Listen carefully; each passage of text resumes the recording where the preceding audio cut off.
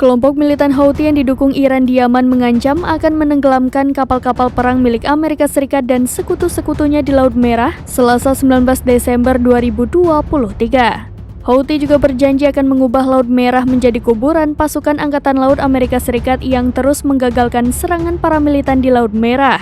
Ancaman pejabat Houthi tersebut muncul setelah Pentagon mengumumkan misi internasional baru pada Senin 18 Desember 2023.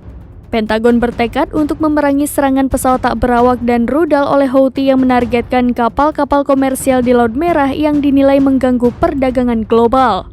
Austin menyebut Laut Merah sebagai jalur air yang penting bagi kebebasan navigasi dan koridor komersial utama yang memfasilitasi perdagangan internasional. Sebagai respons serangan Houthi, sejumlah perusahaan mengalihkan kapalnya ke jalur lain. Upaya internasional baru untuk mengalahkan serangan Houthi yang disebut Operasi Penjaga Kemakmuran menggabungkan kekuatan dari Amerika Serikat, Inggris, Bahrain, Kanada, Perancis, Italia, Belanda, Norwegia, Seychelles, dan Spanyol menurut Austin.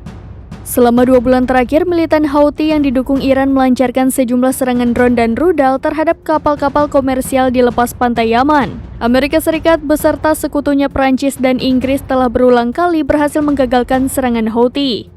Houthi meningkatkan serangan mereka di Laut Merah sejak dimulainya perang Israel-Hamas pada 7 Oktober lalu.